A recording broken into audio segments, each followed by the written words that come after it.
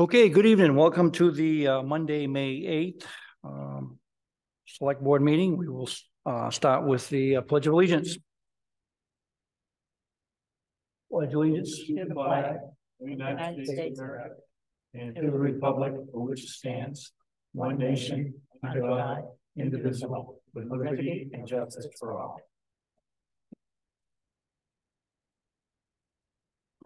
Okay. Approval of the agenda. I have a couple of items I'd like to add for committee and board reports. One would be the planning board, May 2nd planning board, and May 1st RSU 21 board of directors meeting. Anybody got anything else they want to add? Yeah, I'll entertain a motion as amended. Motion by Jason, seconded by Phil. Any other discussion? All those in favor? Motion carries. Next item on the agenda is public forum, where we take public comment from any of the board, any public members on non-agenda items. Anybody want to make a comment? No. Anybody on the board want public comment? All right. Moving on to committee and board reports. Oh yeah, approval of the minutes. Sorry, thanks, Velma. I had checked that off before. The approval of minutes, April 24th, 2023. Keith, the only thing that I saw that I'd like to add is for the mass gathering permit. We probably should add on there during the minutes that we waive the fee. Okay.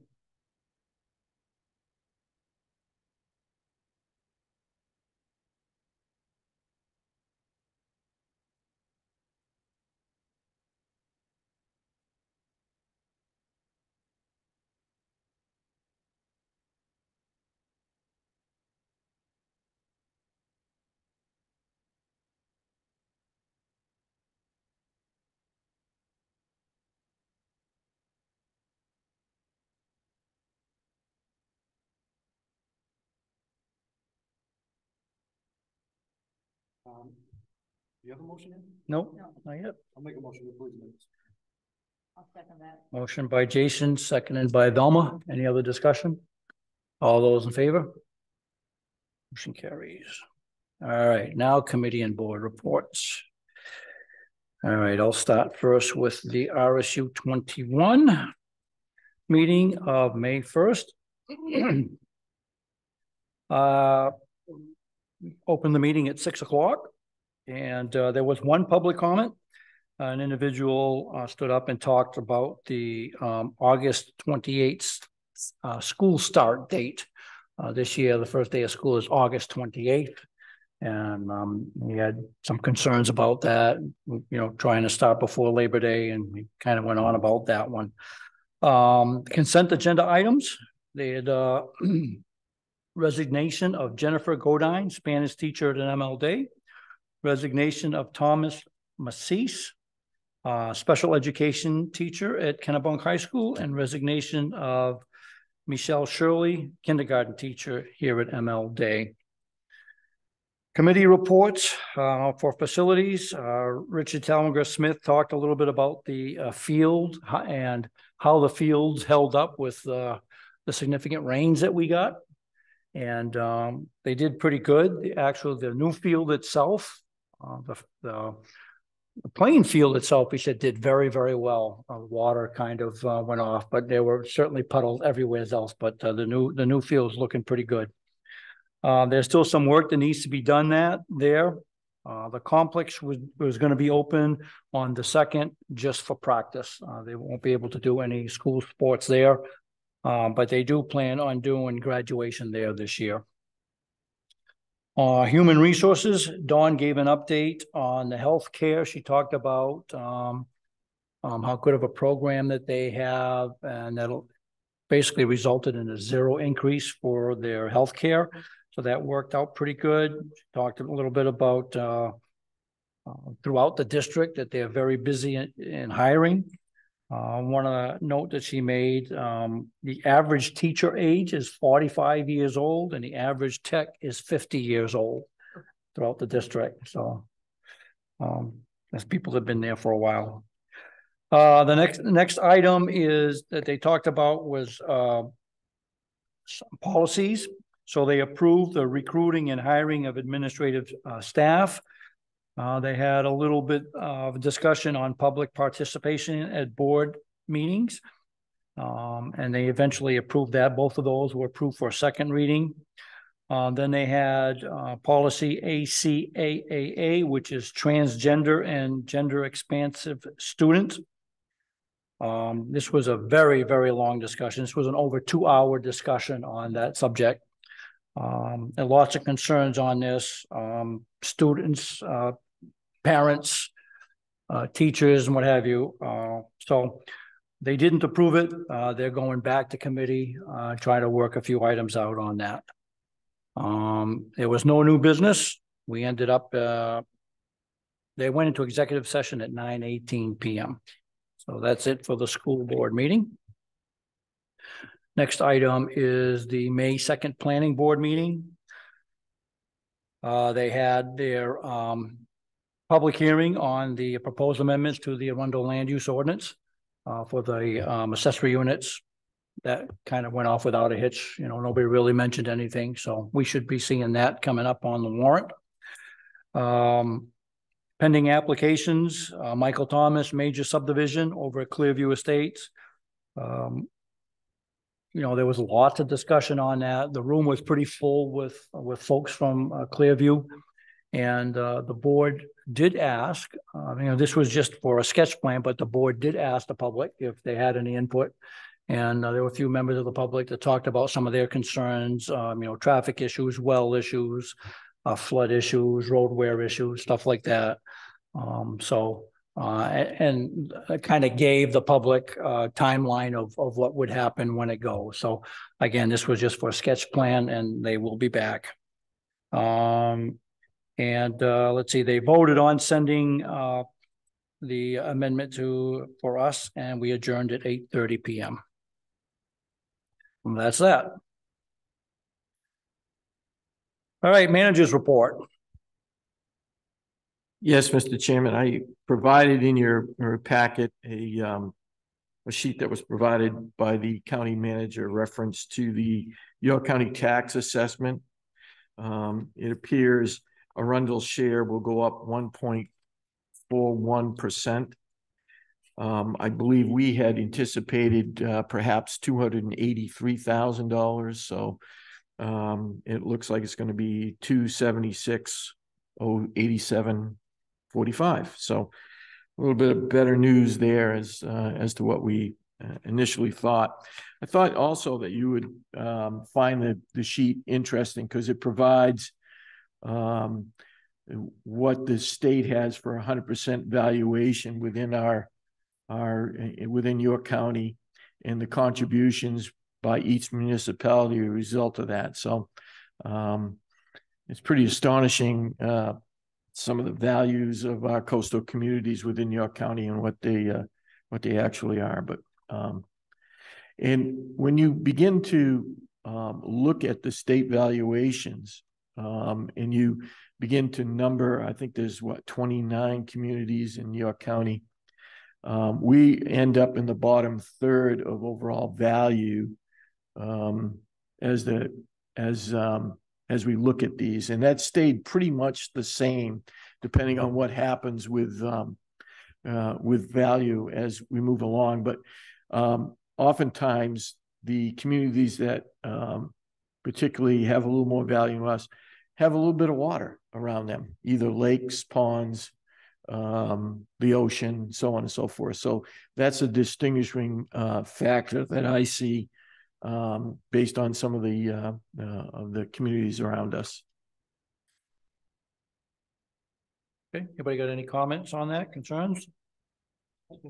Was the state valuation, Keith, that number that's highlighted, does that reflect what we've anticipated in our fiscal year 23-24 budget? No, sir, it doesn't. Ours is going to be, we were 539 million, give or take some change, and we're going to be we're anticipating 554 million. So there'll be a $15 million adjustment, but that puts us in the 78 to 80 percentile. I think I'd have to do the math again in terms of where we are. And again, I had those conversations with Beth about the possibility of us rolling out a revaluation of property within the community. And we held off this year, obviously, but it may be something that we're going to have to look at based on what happens with the with this year in terms of value. But it's a tough one because you know, oftentimes I think that real estate values may be skewed inappropriately high based on what they're selling for. But the reality is that's what we use to set values within communities as we set taxes. So it's almost like a double-edged sword when, you know, I think I referred to this when we had a farm that we had assessed here in town of about $289,000 and it sold at close to $1 million. So it tells you what people are motivated in terms of purchasing property for.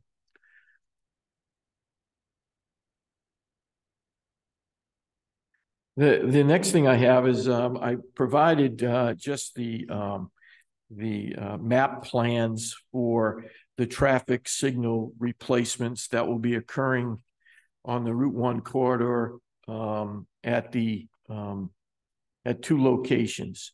The first one would be at Log Cabin Campground and Route 1. The other one will be at River Road, Limerick, and Route 1. They are set for replacement, and they'll be going out to bid sometime in June 14th or 15th, somewhere around that, and be back and ready for construction sometime in November. So we may see some changes there. The mapping doesn't really show us, I haven't seen the draft plans yet, if what type of realignment they'll be doing with the particularly with the River Road signal. And what I mean by realignment, it's not the road per se, but the ability of the complaints that I used to always get is if you're coming down Limerick, you got a sense of the green light that was on the Route 1 corridor, and that some people may look at that as being the go light as opposed to the red light. So that always seemed to be a complaint that we received from time to time. So we'll wait to see what the alignment is and what those are going to be. Are they aware of that? Yes, they've been made aware of it a number of occasions. We'll see if it transcends into the project. Are they going to have any type of public hearing or public comment prior to doing that, or? I believe there'll be a public hearing process, but I don't recall on the paperwork they sent me. It was more about these maps as well as utilities and the time that they've given each utility to be on site to do whatever they have to do with the with the construction. I think they gave each utility about 10 days to get their work done. So, but that's all that I've received to date on this in reference to what they're going to do. Yeah, I mean, for that one there, the Limerick Road, I mean, I think it's important that somehow we get to see what they want to do beforehand, so that in case they don't do what concerns that have been voiced, we just want to make sure that, I mean, it's easy enough for the DOT to just do their own thing, and sure, we've seen that happen before. So I would like to see turning signals also coming from on Route 1, going to turn left to go down the River Road, or coming up Route 1 to turn left to pop the Limerick Road, because the cars that want to turn sometimes they end up face to face right here with everybody looking at each other, wondering where you're going. yeah, who's going? Yeah. And then you'll have a car that will stop way back here and go over in the wrong lane to turn down the River Road when there's already a car there in that lane. And it sometimes is quite interesting to sit there and watch the turning traffic. So if they had lights with an arrow, at least they had a turning arrow so that you had to stop. Sure. And wait for your arrow. Sure. I know that they've talked about it, and I'll reach out to the state one more time to make sure that those concerns are expressed again. a follow-up to see if they're going to conduct a public hearing prior to that. But they're going to bid out to bid on the 14th. So time is of the essence. If they're going to have a public hearing, they're going to have it pretty soon. Yeah, last time we talked about this, I thought this was gonna be a 25 project, but I guess not. The other notice I got was they're beginning the preliminary review of converting the skewed intersection at Log Cabin Road and Old Post Road. If you recall, I think it was a year or so ago, we had a fatal accident there where a gentleman came off Log Cabin Road and did not stop at the stop sign. And as a result, was struck on the side by another car traveling on Log Cabin Road. So we met out there. We did some preliminary reviews as to size of stop signs, warnings of the stop sign approaching.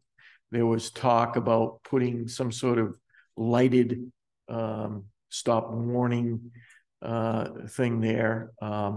And we spoke about elevation of the, I would term the southern end of Old Post Road to sort of bring the road up a bit. So the sight distance would be better looking on Log Cabin, both east and west. I don't believe that made it into any consideration by the state other than trying to realign the not Log Cabin Road, Old Post Road to Log Cabin. So it's more of a straight across as opposed to what it is now. So right now they're just notifying the abutters. It's early in the process. And as soon as I get more information, I'll certainly share it.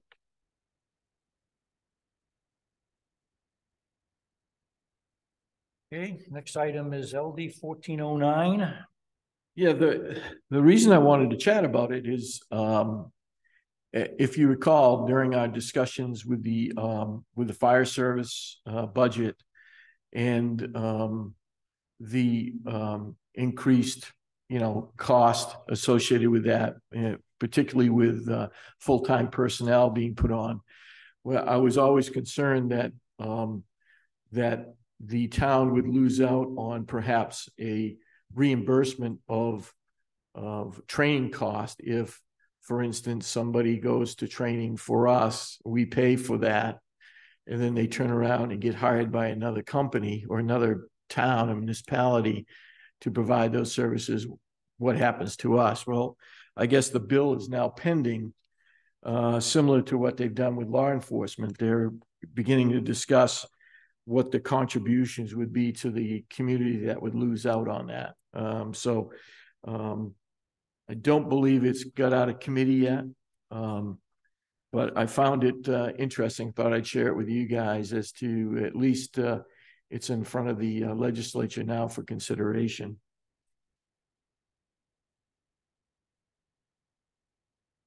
Okay, moving on to business.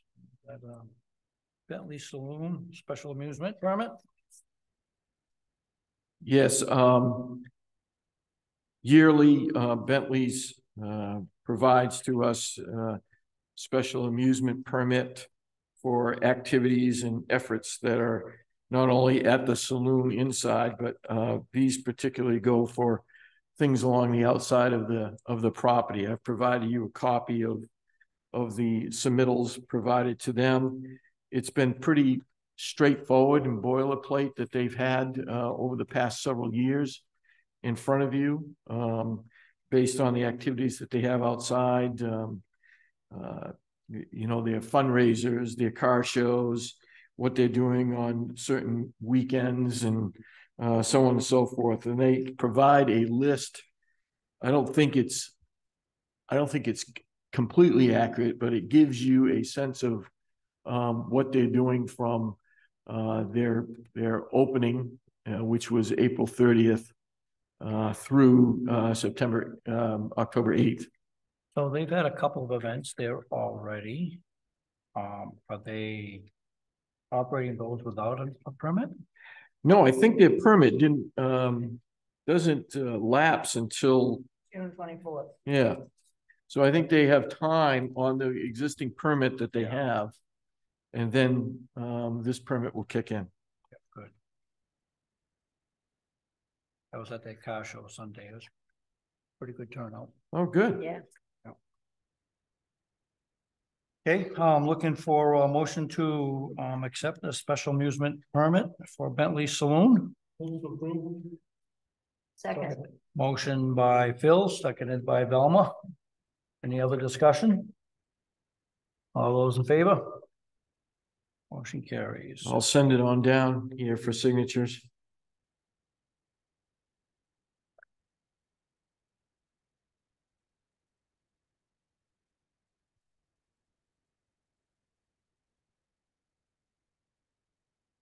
I'll give you the whole application. I think you have a copy of it, but I'll just put the signatures on the front part of it so you can sign.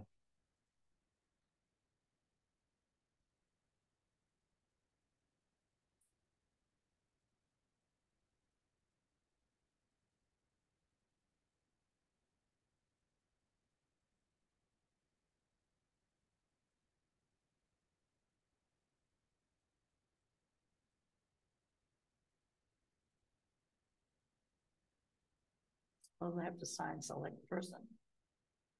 Instead of selectman. Select board. Yeah, select board.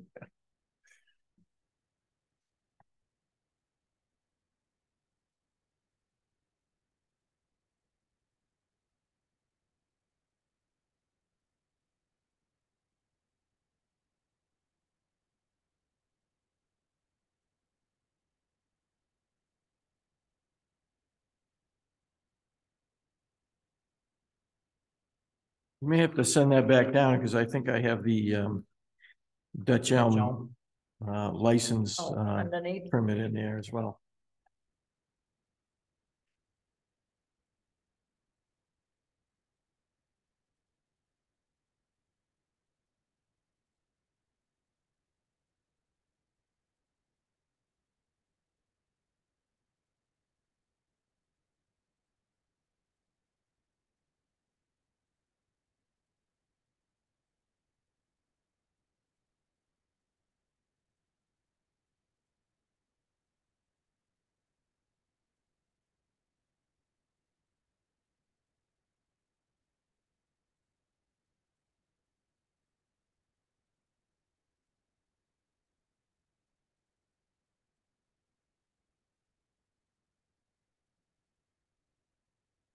Okay, next item is the application for a premises on premises license, Dutch Elm Golf Course.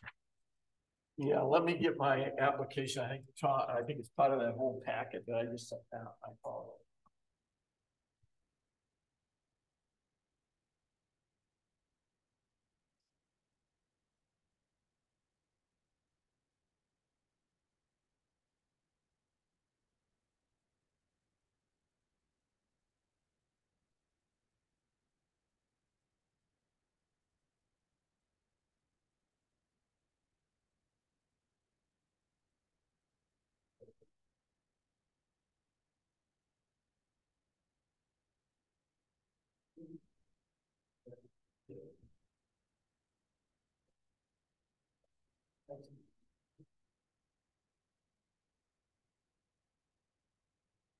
Is it just the renewal? Yes, they've requested their renewal on-site premise application once again. Pretty standard from what I can gather within the document. Traditionally, they've always received one from you folks, and they've provided the material for your consideration. On the last page, it's got Jeff Heavey as the president, 100%. And then there's no name, different date, a vice president, 0%. I think Mr. Heavey owns it all at this particular juncture. He does.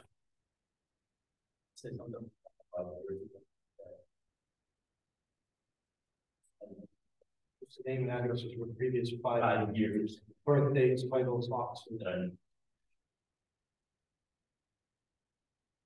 Yeah. Oh, that could be right. So.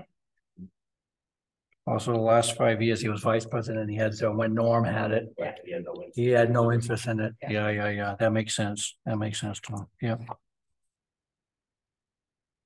Yep. I make a motion, we approve the license for that's your golf course. Motion by Velma, seconded by Jason. Any other discussion? All those in favor?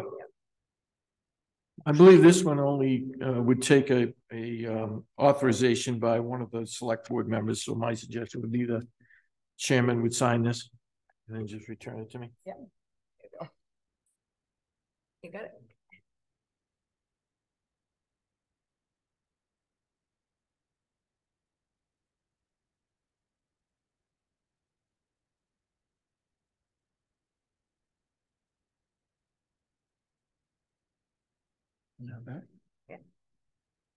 That all you need? Thanks. Okay, next item on the agenda is approval of payable warrant. So moved. Motion by Velma, seconded by Jason. All those in favor? Motion carries. And before we move to the next item, for the next meeting, Keith, can you provide us with vacation policies for town employees so we can discuss? Vacation policies? Yeah. We don't have a per se vacation policy, but we have length of. Right. term. Right. Okay. Yep. You have a smile on your face. I don't know what that's all about. Smile always keeps people guessing. Okay. All right. Next item on the agenda is executive session 1 MRS 4056A, discussion with an employee in reference to employment status. Looking for a motion? Motion by Jason, seconded by Phil. All those in favor?